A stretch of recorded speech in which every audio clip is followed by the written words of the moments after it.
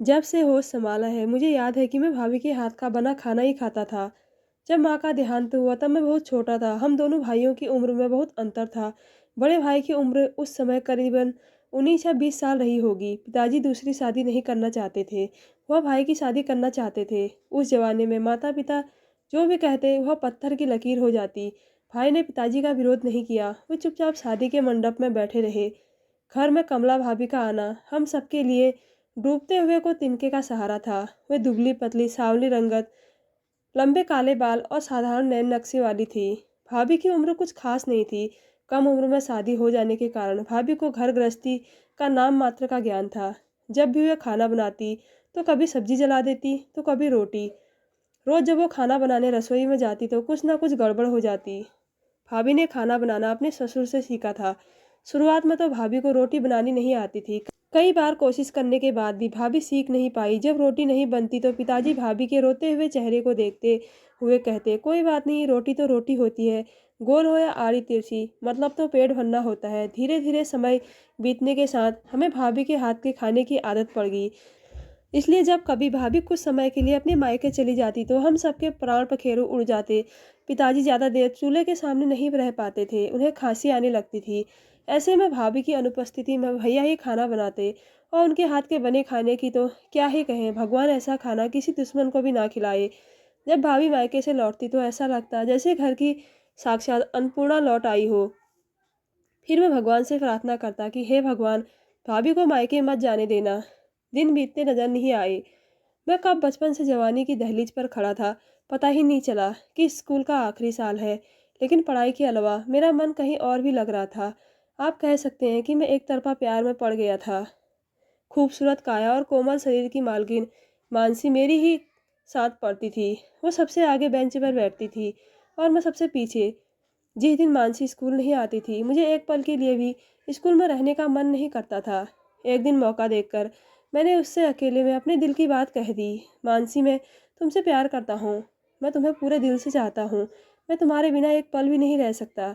जैसे ही उसने मेरे दिल का हाल सुना उसका चेहरा पीला पड़ गया और वह रोने लगी। मानसी को इस तरह रोता देख मैं डर गया। मैंने ऐसा क्या कह दिया जो वह रोने लगी। मैंने तो सिनेमा में देखा था कि अक्सर जब नायक नायिका से अपने प्यार का इजहार करता है तो नायिका शर्मा जाती है, लेकिन मेरे साथ ठीक उसका उल्टा हो रहा था। थोड़ी देर रोने के बाद उसने हाथ जोड़ दिए। मैं कल्पना भी नहीं कर सकता कि उस समय मेरी क्या हालत हुई होगी। किसी के लिए भी यह मुश्किल है। मानसी ने कहा, ध्रुव, अगर यह कहानी मेरे पिता के कानों तक पहुंची तो वह मेरी पढ़ाई छुड़वा देंगे, मुझे घर बैठा देंगे। मेरी डॉक्टर बनने की इच्छा एक पल में बर्बाद हो जाएगी। मैं तुम्हारे पैरों में गिर जाऊंगी, मुझे भूल जाओ। मानसी अपने दिल की बात कहकर वहां से चली गई, पर मैं मूर्ख की तरह वहीं खड़ा रहा और बस उसे वहां से जाते हुए देखता रहा। मेरा प्रेमी मस्तिष्क कुछ भी समझ नहीं पा रहा था। जब मैं घर पहुंचा और मुझे चुप पाया तो मेरी भाभी मेरे पास आई और गुनगुनाते हुए बोली, तुम क्यों चुपचाप बैठे हो? जरूर कुछ बात चल रही है। वैसे मैंने अपनी भाभी से कभी कुछ नहीं छुपाया, इसलिए मैंने उनसे अपने दिल की बात बोल दी। मेरी हालत जानने के बाद भाभी बोली, देवर जी, आपके साथ जो कुछ भी हो रहा है वो आम बात है।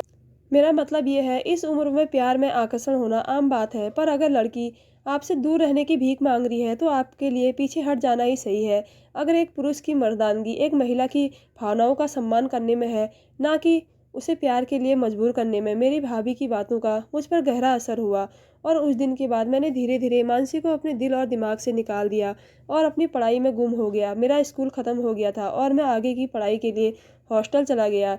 उस दिन मैं अपनी फाइनल ईयर के पेपर ख़त्म करके घर पहुंचा। घर में घुसते ही मुझे अजीब सा महसूस हुआ। पूरे घर में लोगों की भीड़ जमा थी। आंगन में भाई की लाश देखकर मैं अचानक खुद पर काबू खो बैठा और जोर जोर से रोने लगा। मुझे रोता देख एक कोने में पत्थर की तरह चुपचाप बैठी भाभी अचानक रोने लगी। उनका जोर जोर से रोना, अन्य स्त्रियों का उनका सुहाग निकालना मेरे कलेजे को अंदर तक चीर रहा था। मगर गांव की एक खासियत है, गांव के लोग और रिश्तेदार आपको दुख में नहीं छोड़ते हैं। जैसे तैसे भाई का अंतिम संस्कार किया गया। घर में अभी भी रिश्तेदारों का जमावड़ा लगा था। कुछ दिन बाद रिश्तेदार भी जाने लगे, पर बुआ ने अभी भी डेरा जमाया हुआ था। एक रात बुआ ने पिताजी से कहा, भैया, हंसती मुस्कुराती बहू एकाएक शांत हो गई है। मैं उसे इस हाल में नहीं देख सकती। छोटा मुंह बड़ी बात। मेरी बात से सहमत हो तो भैया कमला का पुनर्विवाह कर दो। पापा बोले, गंगा ये तू क्या कह रही है? अभी तो उसके पति की चिता की राख भी ठंडी नहीं हुई और तुम मुझसे बहू के पुनर्विवाह की बात कर रही हो। मेरे सामने ये बात कह दी है, लेकिन बहू के सामने यह बात मत कहना।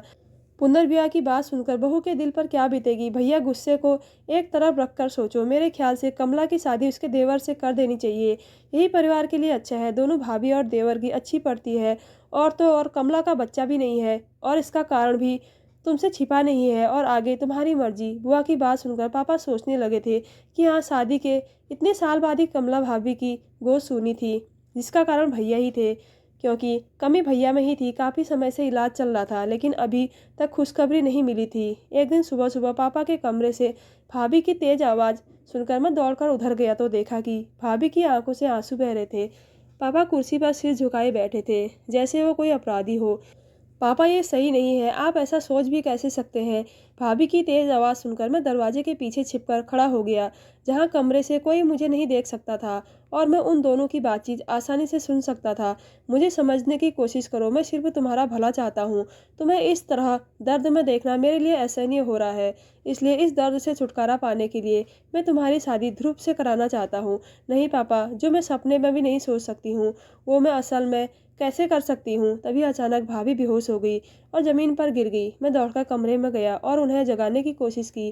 पिताजी भागकर उसे पड़ोस के डॉक्टर के पास ले गए। भाभी भैया हमें छोड़कर चले गए और आप भी अपना ध्यान नहीं रखती हो। ऐसे में अगर आपको कुछ हो गया तो हम सबका ध्यान कौन रखेगा? ये सब बातें कहते कहते मेरी आंखें नम हो गई। भाभी कुछ नहीं बोली, बस अपना चेहरा दूसरी तरफ घुमा लिया, जैसे पिताजी की कही बात पर वो मुझसे नाराज़ हो। कुछ देर के बाद डॉक्टर ने भाभी की तबीयत के बारे में कुछ ऐसा बताया कि हमारे चेहरे पर मुस्कान खिल उठी। क्या ये सच है कि बहू गर्भवती है? बोलते समय पिताजी को डॉक्टर की बात पर यकीन नहीं हो रहा था। हाँ पिताजी, डॉक्टर ने कहा है कि भाभी गर्भवती है। हो सकता है कि भैया का इलाज सफल रहा हो और मुझे तो ऐसा लग रहा है जैसे भाभी के जरिए भैया वापस आने वाले हैं। आज भैया होते तो कितने खुश होते। खुशी की बात से याद आया, हमने तो अभी तक भाभी को अपनी खुशी के बारे में नहीं बताया है। मैं अभी भाभी को बताता हूँ। जैसे ही भाभी ने सुना कि वह माँ बनने वाली है, उनकी आंखें खुशी से भर आई और वो भैया को याद करके रोने लगी। मैंने कहा, भाभी अब बस करो, अब मत रोना, नहीं तो आने वाले मेहमान पर बुरा असर पड़ेगा। देवर जी मैं क्या करूँ? जिस खुशी को सुनने के लिए मेरे कान तरस गए थे, वो मिली भी ऐसे समय पर। मैं तय नहीं कर पा रही हूँ कि हंसूं या रोऊं। भाग्य के आगे किसी की नहीं चलती है। भाभी, जो होना होता है वही होता है। जाने वाले के बारे में पछताने से बेहतर है कि आने वाले की स्वागत की तैयारी की जाए। मैंने भाभी की तरफ देखते हुए कहा। मेरी बात सुनकर भाभी मुझे निहारने लगी।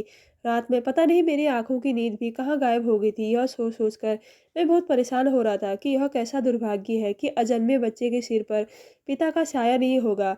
इस पल मैं अपनी भाभी का हाथ थामना चाहता था ताकि मैं बच्चे का पिता बन सकूं, लेकिन अगले ही पल मैंने यह विचार अपने मन से निकाल फेंका, क्योंकि मैं अपनी भाभी को बहुत सम्मान की दृष्टि से देखता था। इसलिए मेरे लिए उन्हें अपने जीवन साथी की दृष्टि से देखना बहुत मुश्किल होता। भले ही मैं अपनी भाभी का हाथ नहीं थाम सकता था, लेकिन मैं उस बच्चे को प्यार जरूर दे सकता था जो एक पिता जैसा होगा। इसलिए मैंने तय किया कि चाहे कुछ भी हो जाए, मैं उस बच्चे का ख्याल रखूंगा। मेरी भाभी के गर्भवती होने की खबर धीरे धीरे पूरे गांव में फैल गई थी। हर जगह चर्चा थी कि कमला की कोख में उसके पति की निशानी है। लेकिन भाभी कभी कभी बहुत उदास हो जाती थी। वे घंटों भैया की तस्वीर को देखती रहती थी। भाभी को 5वां महीना चल रहा था। उन्हीं दिनों एक दिन घर में एक मेहमान आया। उसका नाम अभी था। वो भैया के खास दोस्तों में से एक थे। उन दिनों वो शहर में एक बड़ी फार्म चला रहे थे। मैं एक बार अभी भैया से मिला था। वो लंबे कद के, गोरे रंग के, बेहद आकर्षक व्यक्तित्व के धनी थे और शायद वो भी अपने दोस्त को खोने के कारण दुखी थे। थोड़ी औपचारिक बातचीत के बाद जब वो वापस जाने के लिए अपनी जगह से उठने लगे तो कुछ पल के लिए किसी ख्याल में खो गए। फिर जाते वक्त उन्होंने भाभी को बड़े प्यार से देखा और कहा, कमला भाभी, अपना और होने वाले बच्चे का ख्याल रखना। अगर कोई भी ज़रूरत हो तो बेझिझक मुझे बुला लेना, मैं हाजिर हो जाऊंगा। अभी की बात सुनकर भाभी ने कोई प्रतिक्रिया नहीं दी। उनके चेहरे पर एक अजीब सा भाव आ गया था जिसे समझना मुश्किल था। भैया को गुजरे 7 महीने बीत चुके थे और भाभी का 8वां महीना चल रहा था। भाभी बहुत अजीब लग रही थी। बड़े हुए गर्भ के कारण बैठने और उठने में बड़ी दिक्कत हो रही थी। उस शाम तेज बारिश हो रही थी। आसमान में बादल थे और बिजली चमक रही थी। मौसम बहुत बुरे अवतार में दिख रहा था। घर से बाहर निकलना प्रकृति के विरुद्ध जाने जैसा था। रात को पापा खा पीकर अपने कमरे में सोने चले गए, लेकिन मौसम का मिजाज देखकर मैं भाभी के पास ही रुक गया। भाभी को बचपन से ही बादलों के शोर से बहुत डर लगता था, लेकिन भाभी ने कहा, देवर जी आप अपने कमरे में जाकर सो जाइए और मेरी चिंता मत कीजिए। अब मुझे बादलों के शोर से डर नहीं लगता, क्योंकि अब ये मुझे नहीं डराते। भाभी की बात सुनकर मैं अपने कमरे में चला गया। कमरे में लेटे-लेटे सोच रहा था, पता नहीं क्यों जब भी मैं भाभी की आँखों को पढ़ने की कोशिश करता हूँ, तो मुझे कुछ अजीब-सा महसूस होता है, जैसे कोई चीज़ है जो उन्हें अंदर ही अंदर खा रही है। पता नहीं वो चीज़ क्या थी? मैं अपने ख़्यालों के घोड़े दौड़ा रहा था कि तभी मैंने देखा कि भाभी दरवाजे पर खड़ी है। मैं चौंक गया और बेड पर बैठ गया। देवर जी, मुझे लगता है अब समय आ गया है। मुझे बहुत तेज़ दर्द हो रहा है। इस तेज़ बारिश में ही मुझे अस्पताल जाना पड़ेगा। दरवाजे के पास खड़ी भाभी कहराते हुए बोली। मैंने भाभी से बोला, पर भाभी, मौसम तो बहुत ख़राब है। देवर जी जल्दी करो, मेरा दर्द बढ़ता जा रहा है। कहीं दर्द से मेरी जान ही ना निकल जाए। भाभी दर्द से कहरा उठी। फिर बोली, प्रभु अब तो आपने तय कर दिया है कि बच्चा इसी आधी तूफान और बारिश में इस दुनिया में आएगा। भाभी के इतना कहते ही मैंने कमर कस ली कि अब आधी आए या तूफान, भाभी का बच्चा अस्पताल के बेड पर ही पैदा होगा। मैं जीप में बैठ गया और पड़ोस की आंटी को फ़ोन किया, ताकि वो रास्ते में भाभी का हौसला बढ़ाती रहे। आखिर मेरे लिए ये सब नया था कि कैसे और क्या बोलूं। 1 घंटे तक रास्ते में आने वाली मुश्किलों से जूझते हुए हम अस्पताल के दरवाजे पर खड़े रहे। भाभी बहुत दुखी थी। वह बहुत बुरी हालत में थी, पसीने से भीगी हुई थी और दर्द से बुरी तरह तड़प रही थी। सुबह के 5 बज रहे थे। मेरी आंखें नींद से भारी हो रही थी। तभी नर्स ने मुझे हिलाकर जगाया। बधाई हो, लड़का हुआ है। मेरी खुशी का ठिकाना नहीं था। मैंने तुरंत हाथ बढ़ाकर बच्चे को गोद में लिया और नर्स के हाथ में एक सिक्का रख दिया। वह मुस्कुराती हुई चली गई। बच्चा इतना छोटा और इतना मुलायम था कि मैं उसे गोद में लेने से भी डर रहा था कि कहीं गिर ना जाए। भाभी ने अभी तक बच्चे को नहीं देखा था। अत्यधिक थकान के कारण वे सो रही थी, इसलिए मैं बच्चे को गोद में लिए उनके पलंग के पास बैठ गया। मैं बच्चे को गोद में लिए बैठा था कि अचानक मेरी नज़र दरवाजे के बाहर से गुजरते डॉक्टर जोशी पर गई। मैंने अपने भाई से सुना था कि उनका इलाज डॉक्टर जोशी कर रहे हैं। मैं उन्हें धन्यवाद देने के इरादे से उनके पीछे पीछे चला गया। डॉक्टर जोशी हमारे दूर के रिश्तेदार थे, इसलिए भाई के गुजरने के बाद वे मुझे जानते थे। मैं जानता था कि उनका इलाज सफल रहा है। जोशी साहब, आप कैसे हैं? देखिए, ये आपकी दवाइयों का कमाल है कि कमला भाभी माँ बन गई है। मैंने मुन्ना का चेहरा दिखाते हुए अभी इतना ही कहा था कि डॉक्टर जोशी के चेहरे पर आश्चर्य के भाव उभर आए और फिर उन्होंने गहरी सांस ली। उन्होंने कहा, ध्रुव, वैसे मुझे कहना नहीं चाहिए, लेकिन आपको बताना मेरा कर्तव्य है कि आपके भाई की कमी को दूर करना कभी संभव नहीं था। यानी वे इस जन्म में पिता नहीं बन सकते थे। हाँ, अगर कोई चमत्कार हुआ भी है तो वो मैंने नहीं किया। खैर, जो भी हो, चाचा बनने पर तुम्हें बहुत बहुत बधाई हो। डॉक्टर जोशी की बातें सुनकर मानो मुझे झटका सा लग गया। जो खुशी बड़ी मुश्किल से आई और पल भर में हाथों से फिसल गई। अगर ऐसा है तो भाभी ने हमें और सबसे ज्यादा भैया को धोखा दिया है। मैं बता नहीं सकता कि उस पल मेरे अंदर कितनी उथल पुथल मची हुई थी। दूसरी तरफ मेरी गोद में छोटा सा बच्चा था, जो बेफिक्र होकर सो रहा था, जिसे किसी बात का कोई ज्ञान नहीं था। और दूसरी तरफ मैं था, जिसकी आंखों से सारी नींद और चैन गायब हो गया था। अगर यह बच्चा महेंद्र भैया का नहीं था तो फिर किसका था? और इसका पिता कौन है? मुझे भाभी से बात करनी पड़ेगी। भाभी को अस्पताल से छुट्टी मिल गई थी। भाभी और बच्चा दोनों ही स्वस्थ घर आ गए थे। पिताजी पोते को देखकर बहुत खुश थे, पर मेरे चेहरे पर खुशी के कोई लक्षण नहीं थे।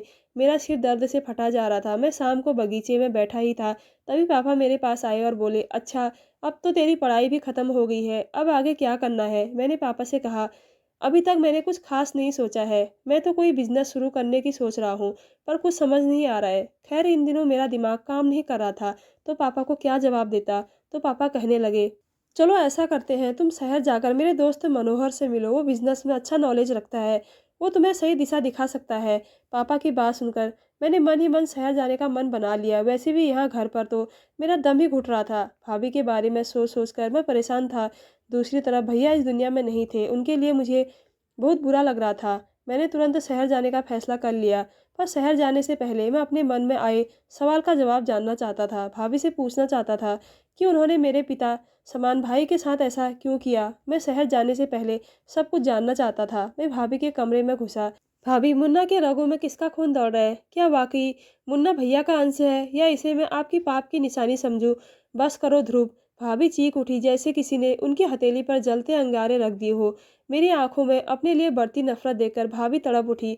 भगवान के लिए अब बस करो, मुझ पर इस तरह शक मत करो। मैं अभी भी अपने पति से उतना ही प्यार करती हूँ जितना उनके जीवित रहते हुए करती थी। और अगर आज वो जिंदा होते तो तुम्हें मुझ पर इस तरह उंगली उठाने का मौका कभी नहीं मिलता। मेरा बच्चा मेरा अंश है, उसकी रगों में मेरा खून बह रहा है।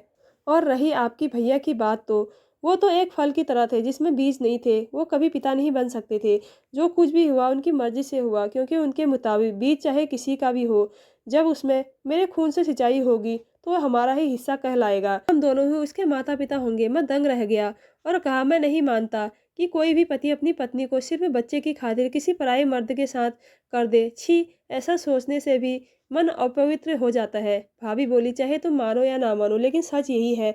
अगर तुम्हें मेरी बात पर यकीन नहीं है, तो तुम अभी से पूछ सकते हो, जिससे तुम पहले भी मिल चुके हो, क्योंकि वो ही है जो मेरी सच्चाई साबित कर सकता है कि क्या हुआ, कैसे हुआ और किन हालातों में मैंने खुद को एक पराये मर्द को सौंप दिया।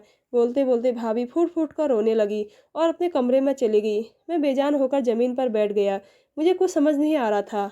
मैं भाभी की बात पर यकीन करना चाहता था, पर मेरा पुरुष मन यह मानने को तैयार नहीं था। मुझे शहर आए करीब 5 दिन हो चुके थे। इस दौरान मैं भाभी के बताए पते पर पहुंच गया, जहां अभी भैया रहते थे।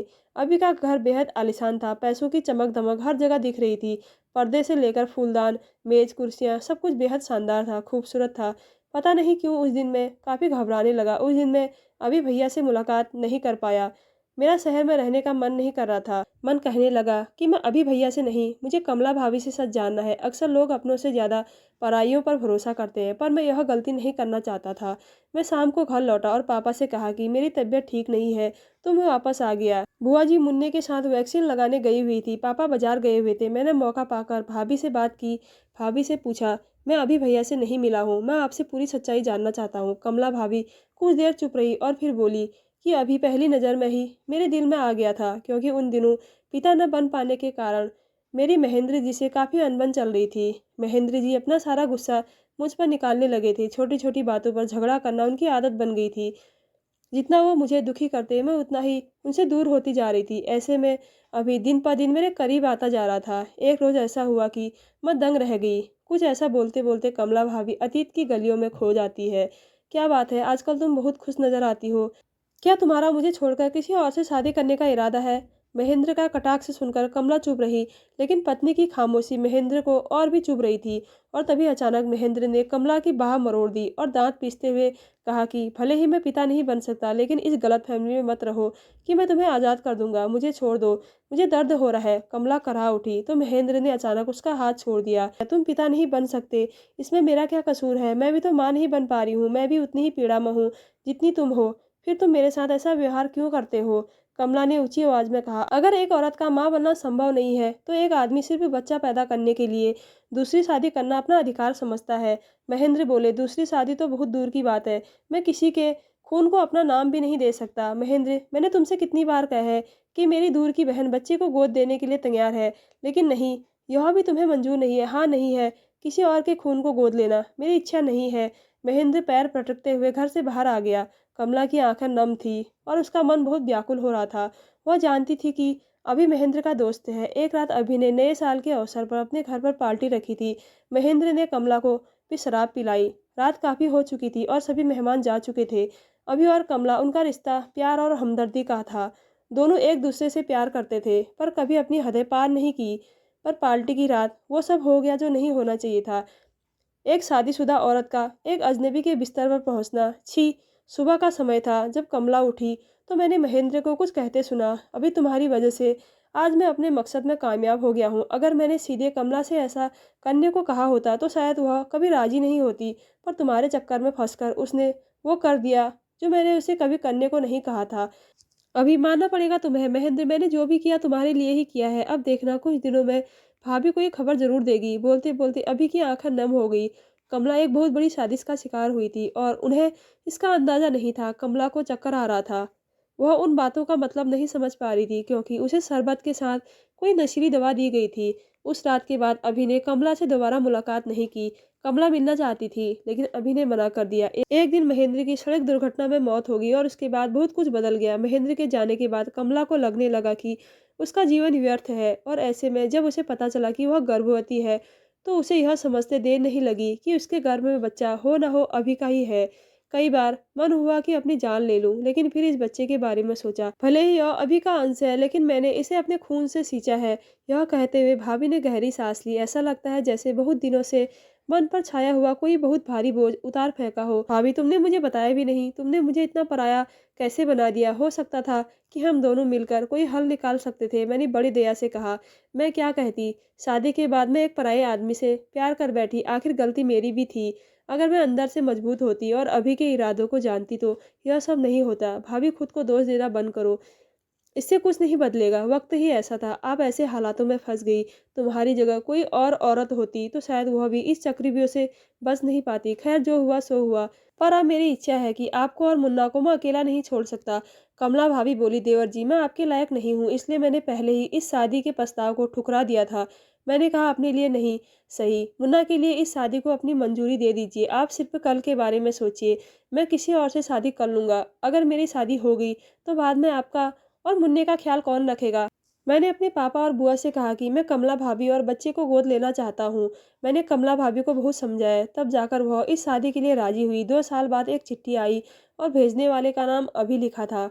उसने कमला से माफ़ी मांगी और कहा कि मुझे तुमसे सच्चा प्यार हो गया था, लेकिन महेंद्र के कहने पर मैंने जो पाप किया है, उससे मैं अपनी ही नज़रों में गिर गया था। मैं तुम्हारा सामना नहीं कर सका, इसलिए मैं विदेश जाकर बस गया हूँ।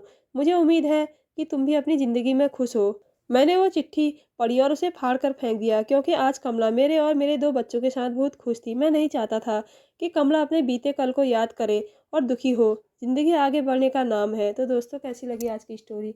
अगर अच्छी लगी तो हमारे चैनल को ज़रूर सब्सक्राइब कीजिएगा। धन्यवाद।